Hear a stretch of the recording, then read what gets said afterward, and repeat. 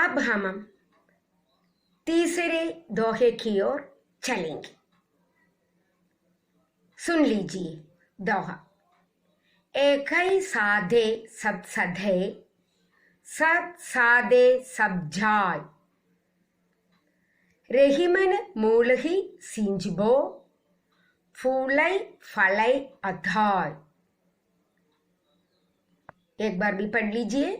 एक ही साधे सब सधे, क्या है इसका अर्थ?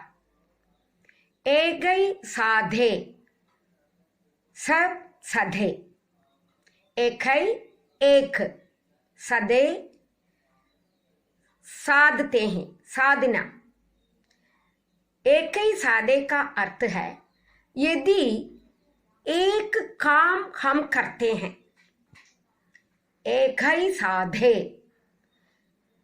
एक साधते हैं, एक काम हम करते हैं, ध्यान से करते हैं, पूरे विश्वास के साथ करते हैं, तो सब सधे। तब क्या हो जाता है? तब सब कुछ सफल हो जाते हैं, सब साधते हैं।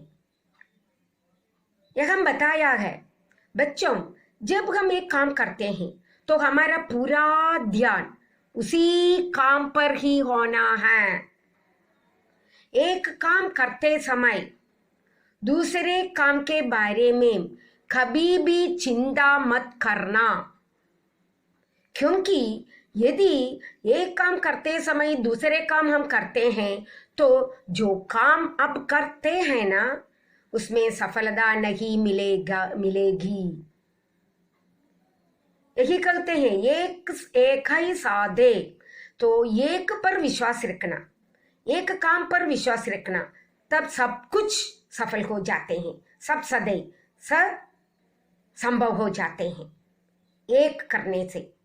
यदि सब साधे सब जाए, लेकिन एक ही समय कई काम हम एक साथ करते हैं तो क्या हो जाता है? सब बेकार हो जाएगा, सब जाए, सब बेकार हो जाएंगे, सब काम व्यर्थ हो जाएंगे। इसे हम और भी ईश्वर विश्वास के बारे में भी ले सकते हैं। जो भी काम हम करते हैं, उस काम को पूरा करने के लिए या उस काम में सफलता मिलना है तो जरूर ईश्वर पर हमें विश्वास रखना है। परमात्मा के प्रति विश्वास न रखने से कोई काम हमारा पूरा नहीं होता। सभी संत कवियों ने ईश्वर विश्वास के बारे में कहा है। तो काम करते समय पहले ईश्वर की प्रार्थना करना, एक ही ईश्वर की, जिस ईश्वर पर आप विश्वास रखते हैं ना, उस ईश्वर का स्मरण करना और काम करते समय एक काम पर ही मन डालना, मन रखना। एक काम करते समय दूसरे काम के प्रति चिंता मत करना। यही आप लोग कभी कभी पढ़ते समय करते हैं, इसलिए आप लोग कहते हैं भूल गया था, लिख नहीं सकता, परीक्षा में सब कुछ भूल गया। क्योंकि काम करते समय हमें उसी काम पर ही ध्यान रखना है, हमारा मत इधर उधर न भटकना है, न घूमना है। तो क्या हो जाएगा? हमारा सारा काम सफल हो जाएंगे। यही पहले वाक्य, एक ही साधे सब सधे, सब साधे सब जाय। इसके लिए रहीम ने एक उदाहरण भी दिया है। ये उदाहरण आपको अच्छी तरह मालूम है। क्या है उदाहरण? पढ़िए। रहीमन मूल ही सींजबो, फूलै फलै अधाय। रहीम कहते हैं मूल ही सींजबो, हम लोग पेड़ पौधे में पानी डालते हैं ना, कहाँ पानी डालते हैं पेड़ पौधों के लिए? आप लोग पढ़ा है साइंस में, मूल, जड़। जब हम मूल में पानी डालते हैं तो ये पौधा पेड़ बन जाता है और क्या होता है, फूलते हैं, फलते हैं। ये क्या हो जाता है, ये पेड़, जब उस पेड़ के जड़ में हम पानी डालते हैं तो पौधा बड़ा बन जाता है और फूलने लगता है और फलने लगता है। तो सबको इससे क्या मिलता है, उस पेड़ से जो फल है ना वह मनुष्य खाते हैं, पशु पक्षी खाते हैं, सभी संतृप्त हो जाते हैं। फूले फले अथाई, अथाई संतृप्त, तृप्त हो जाते हैं ये सब खाकर, पशु पक्षी भी।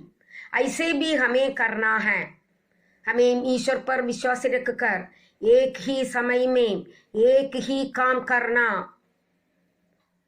पूरा ध्यान उसी काम में लगाना, जरूर हमें सफलता मिलेगी। तो बच्चों, पढ़ते समय ध्यान से पढ़ना, और ध्यान से पढ़ते हैं उस समय हमारे मन में और कोई चिंता न आनी चाहिए। केवल अपनी पढ़ाई पर ध्यान रखना, ईश्वर पर विश्वास रखना, सब कुछ क्या हो जाएगा, आपको सब कुछ मिलेंगे, सब कुछ प्राप्त कर सकेंगे आपको। ओके बच्चों, यही इस दोहे में बताया गया। एक गई साधे सब सधे, सब साधे सब जाय, रहीमन मूल ही सींचबो, सींचबो सींचते हैं, रहीमन कहते हैं सींच दो, कहा मूल में, पेड़ के मूल में सींच दो तो फूलेंगे फलेंगे अथाई और सभी तृप्त हो जाएंगे।